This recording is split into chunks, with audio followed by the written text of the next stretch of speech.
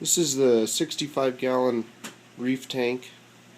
It is reef ready. You can see the overflow, built-in overflow right there on that side. I custom built the hood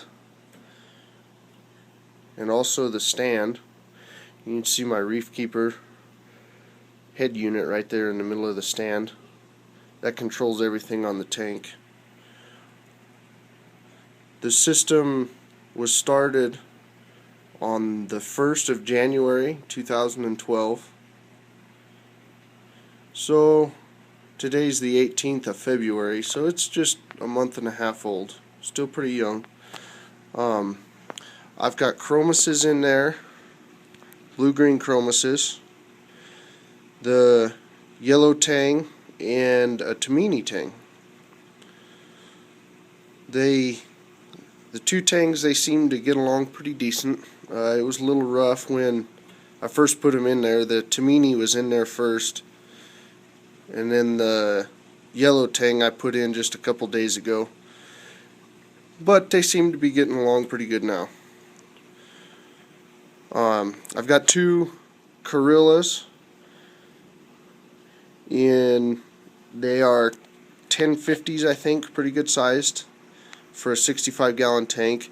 They're set on a random flow with my Reef Keeper,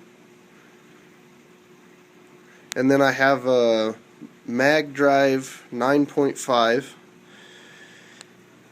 as the return pump. So I've got some pretty good flow in the tank. So far for my corals, I've got a Duncan coral right there, some orange and yellow zoanthids, and a candy cane. That's all I've put in there so far. I want to make sure the system's good and stable. As you can kind of see, especially on my sand bed over here and then on the rocks and stuff, I've still got some algae.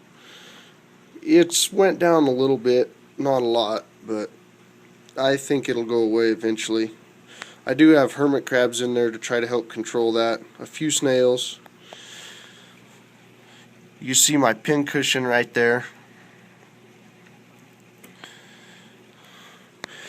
This rock in the center was the rock that came out of my 10-gallon tank. And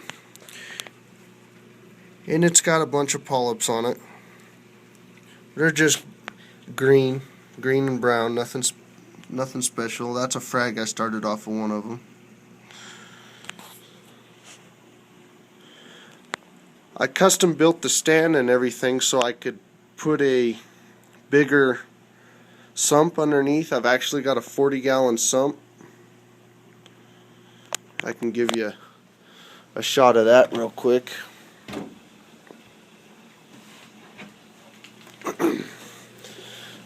I'm going to need to turn the light on here. I've just got it set as a standby. There we go.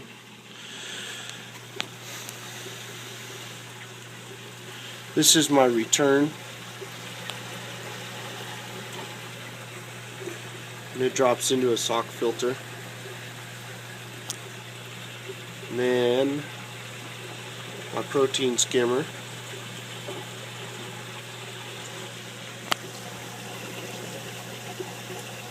All of that back there is the Reef Keeper system. I've got moonlights, 4 power bars, an SL1 which controls 2 float switches, pH, temperature, and ORP. I have Caulerpa and Chaetomorpha for my algae. 2 heaters capable of 100 gallons each. And the reason I've got that is because the house I live in is an older house and it gets pretty cold sometimes.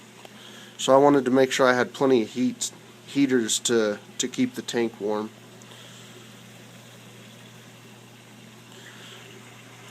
I don't know how well you can see. There it is. So right now it's saying that the temperature is 80.9. It's on standby number 4 with 23 minutes left on the standby mode. So when it gets down to 0, it will shut my fuge light off, but it's also set on a timer. It'll come on at 8 o'clock and then go off at 11 o'clock. So I'm going to show you, if it gets too hot, the Reef Keeper also turns on 2 fans. I've got one on this end and one on the other. And sometimes I get my stove turned on and running a little too much, and those fans will kick on and they do an extremely good job. They'll actually cool the water down faster than the heaters can heat it up. I can't really show you because the lights are on now, but for my lighting I've got 4 T5s at 40 watts a piece, and I have 2 250 watt double-ended halides, and they seem to be doing pretty good. The corals like them. The candy cane, or the Duncan, excuse me, I don't know if you can see it. See if it'll focus here. Yeah, it's not going to show it. It's actually got some little heads that are starting to grow underneath. You can just barely see them right there. And it's only been in here for about 3 weeks, and it didn't have any heads on it at all when I put it in. It just had the one. And then there's like 3 or 4 under the big one that are starting to grow. So I think they're doing good. And that's my 65-gallon reef tank.